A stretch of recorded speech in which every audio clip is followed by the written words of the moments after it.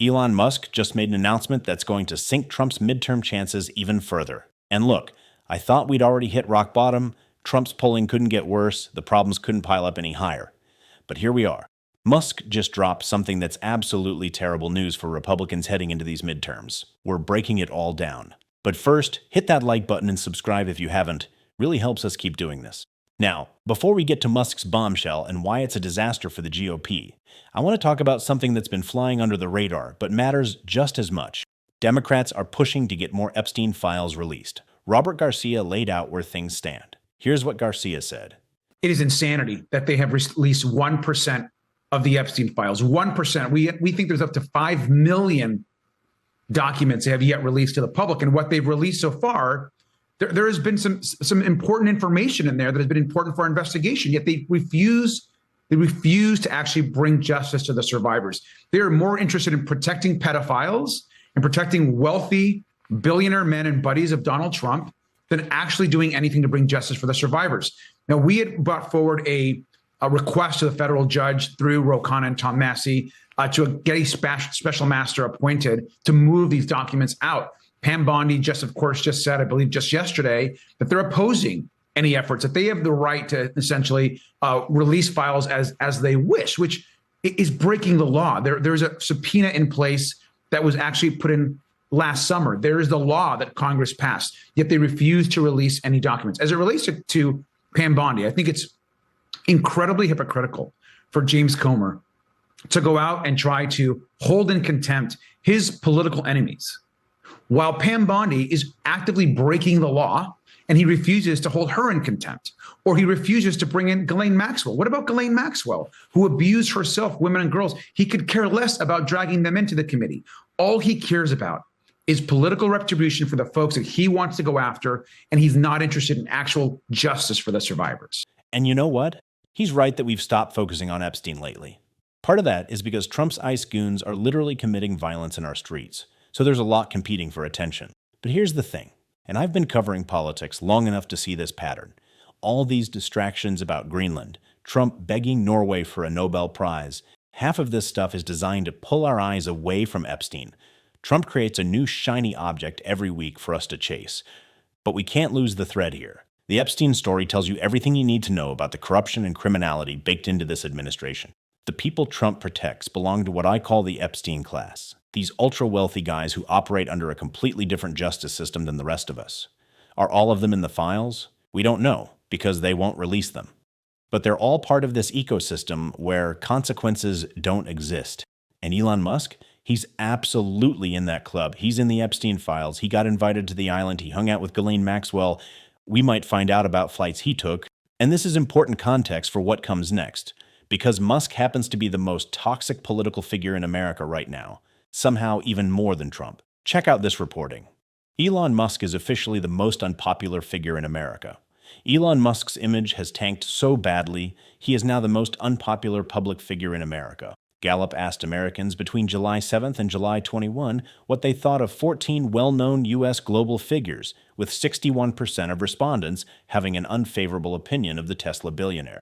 6% said they had no opinion of Musk, while just 33% reported to view him positively. The Tesla CEO, as we know, bankrolled Donald Trump's 2024 run with $300 million. Yet their relationship has soured over Jeffrey Epstein. This has been reflected in several polls. Most recently, the damning Gallup poll that shows his popularity below even that of Israeli Prime Minister Benjamin Netanyahu. So Elon's more unpopular than Netanyahu. Let that sink in.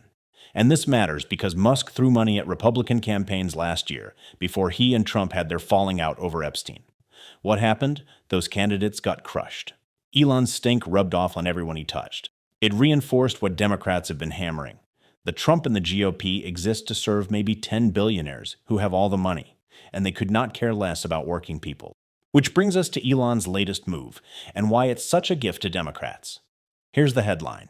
Musk makes massive donation after humiliating Trump U-turn. Elon Musk has pumped millions of dollars into a Republican Senate hopeful's campaign after previously vowing to disrupt the GOP and Donald Trump following their major bust-up. The world's richest man has donated $10 million to Kentucky's Nate Morris, a pro-Trump candidate hoping to succeed retiring Senator Mitch McConnell. The mega sum given to the Fight for Kentucky Super PAC is the largest contribution the tech billionaire has ever given to a Senate candidate and a major sign that Musk wants to return to having an influential role in Republican politics. The reversal marks an embarrassing climb down for the Tesla and SpaceX CEO who last year vowed to support challengers to Republican incumbents in the midterms and promised to donate to the re-election campaign of Trump's longtime nemesis, Kentucky Representative Thomas Massie, after his spectacular falling out with Trump. Shortly after Musk left his role at the failed Department of Government Efficiency program, Trump and Musk began exchanging verbal blows over the president's big, beautiful spending bill.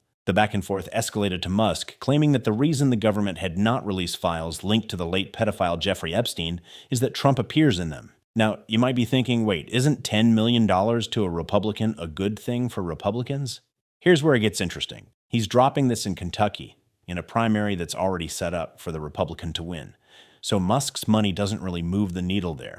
But if he starts spreading cash around in actual competitive congressional races, even small dollar, by his standards, a couple million here and there, it's poison for Republicans. Think about it this way.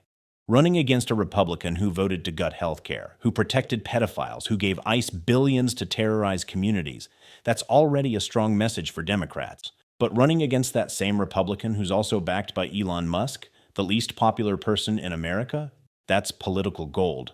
And here's what Republicans don't seem to understand. We stopped talking about Musk for a while there after he left Doge. And when we were talking about him constantly, it was destroying the Republican brand, which was already in the toilet. So having him wade back into these midterms is only going to hurt them. Money only goes so far, and unless he's planning to drop $50 million in every single competitive race, which he's not, a donation from Elon Musk is basically a scarlet letter. Plus, and this is crucial, he's going to be playing in districts where Republicans desperately need help. And there are a lot of those now, thanks to their own gerrymandering backfiring. Look at what happened in Texas. Trump and Greg Abbott redrew the maps, taking districts that were Trump plus 25 or 30 and carving them up to create more Republican-leaning seats that are only Trump plus 15. The logic was, hey, we'll never lose a Trump plus 15 seat. That's a lock. Except we're seeing swings in special elections and off-year races that are absolutely massive. Big enough that a strong Democratic candidate could absolutely win a Trump plus 20 seat if you've got a radical MAGA candidate coming out of a primary and Trump's approval in the gutter, which it is. So Musk is going to have to spend in way more places where the electorate is furious and the environment is terrible for Republicans. If this money was flowing quietly, maybe it helps at the margins. But Elon publicly announcing he's back with a $10 million donation, that's a campaign ad for Democrats. Trump gave Elon a tax cut, and now Elon's using that money to try to buy Trump a majority in Congress. Trump stole your tax dollars to fund his own re-election effort. That's the message, and it's devastating. And Musk getting back into politics also signals something else. He wants to help J.D. Vance down the road. That's not going to help Republicans either. But the bigger story is that Republicans are at historic lows on their signature issues. CNN's Harry Inton just broke down how badly Trump's deportation program is underwater in the polls. Take a look at what Inton said. Again, this is a very small slice or a partial slice of the president's overall efforts. We're talking about the effort to get people who are illegally out of the country. Yeah, that's exactly right, John. We're talking about a specific poll question here, and that is the deportation program, in particular when it comes to immigration. And these numbers have just completely flipped. This was such a strength for the President of the United States. The net approval rating on Trump's administration program to deport immigrants who are in the country illegally, it was plus 18 points at the beginning of his presidency, net approval rating. That is very, very positive. It was one of the most popular things in the Trump administration agenda. But now you come over to this side of the screen, look at that. That's over a 25-point switcheroo in the negative direction. Now the program is way, way, way underwater at minus 8 points. And among independents, John, it has gone from plus 18 points in the positive all the way down to negative 20 points. The Trump administration, and Trump in particular, has lost the center of the electorate when it comes to a key component of his administration's agenda, and that is to deport immigrants who are in the country illegally. Now, what the president and others have maintained from the beginning is, oh, we're prioritizing people here who have criminal records that are here illegally. Do people believe that anymore? No, they don't. And I think one of the big reasons why we've gone from plus 18 to minus 8 is the Trump administration has lost the folks in terms of what their actual agenda is, what they are prioritizing here. Okay, the Trump administration is prioritizing deporting dangerous criminals or others. You go back to June, the majority of Americans, 53%, said the Trump administration was prioritizing deporting dangerous criminals compared to just 47% who said others. Come to this side. What do we have now? A complete switcheroo. So you've got Trump's most important policy at all-time unpopularity. You've got his biggest donor and political ally also at all-time unpopularity. Mix those together and you're looking at a midterm bloodbath for Republicans. And look, I've covered enough election cycles to know this is the kind of environment where waves happen. Democrats are going to have a lot to work with here. We're going to keep tracking all of this. Hit subscribe, leave a like. If you made it to the end, drop a blue heart. Keep fighting. Don't let them silence you.